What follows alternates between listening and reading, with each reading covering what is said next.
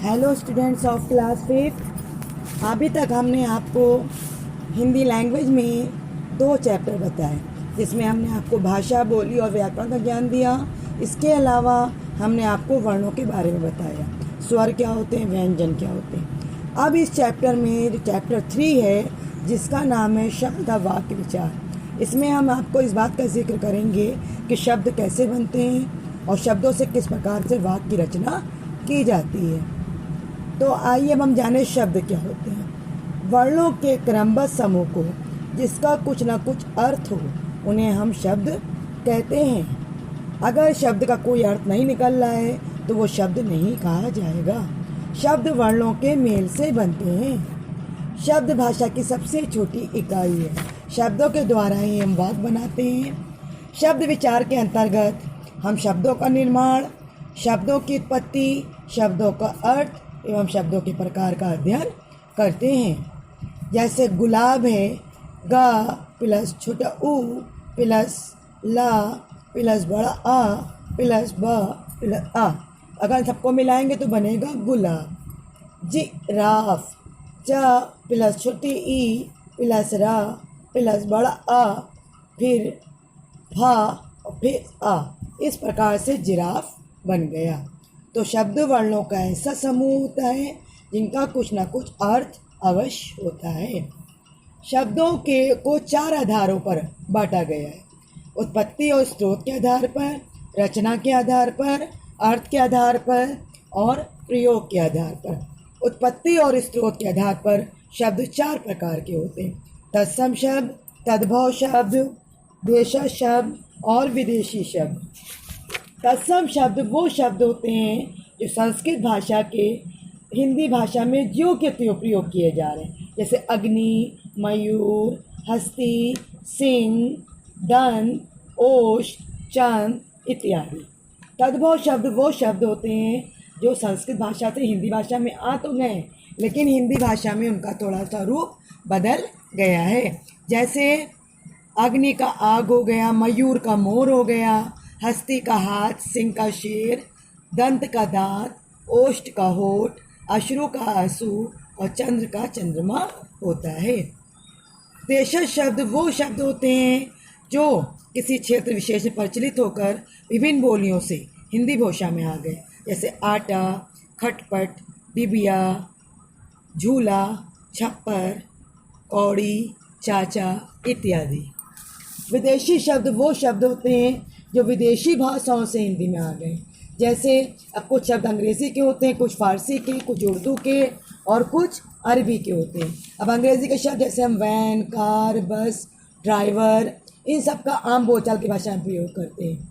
इसी प्रकार से अब रचना के आधार पर शब्द 3 प्रकार के होते हैं: रूढ़ शब्द, यौगिक शब्द और योग रूढ़ शब्द। रूढ़ शब्द वे शब्द जो विशेष अर्थ में प्रयोग किए जाते हैं और एक प्रचलित अर्थ देते हैं, उन्हें रूढ़ शब्द कहते हैं, जैसे घर, पानी, आदमी आदि। यौगिक शब्द वो शब्द होते हैं जो सार्थक शब्द या शब्द खंड के जुड़ने से बनते हैं, जैसे वायुयान, विद्यालय, सभापति आदि। इसी प्रकार से योग रूढ़ शब्द वो 2 या 2 से अधिक शब्दों के मेल से बने शब्द जो किसी विशेष अर्थ का बोध कराते हैं, उन्हें योग रूढ़ शब्द कहा जाता है, जैसे चारपाई, दशानन आदि। अर्थ के आधार पर शब्द 4 प्रकार के होते हैं: एकार्थी शब्द, अनेकार्थी शब्द, समानार्थी शब्द और विपरीतार्थी शब्द। एकार्थी शब्द वो होते हैं जो एक ही अर्थ में प्रयोग होते हैं, जैसे दीवार, कुर्सी, मेज आदि। अनेकार्थी शब्द वो होते हैं जो एक से अधिक अर्थों में प्रयोग होते हैं, जैसे उत्तर, हरि, गुरु आदि। समानार्थी वो शब्द होते हैं जो समान अर्थ देते हैं, जैसे देवता, पंडित, पंथर आदि। विपरीतार्थी शब्द वो शब्द होते हैं जो उसका विपरीत अर्थ बताते हैं, जैसे मोटा, पतला, उल्टा, सीधा, पूरा, पश्चिम आदि। प्रयोग के आधार पर भी शब्द के 2 प्रकार होते हैं: विकारी शब्द और अविकारी शब्द। विकारी शब्द वो शब्द होते हैं जो शब्द में के वाक्य में प्रयोग होने पर लिंग, वचन और कारक के अनुसार बदल जाते हैं, जैसे लड़की गाती है, लड़कियां गाती हैं। विकारी शब्द भी 4 प्रकार के होते हैं: संज्ञा, सर्वनाम, विशेषण और क्रिया।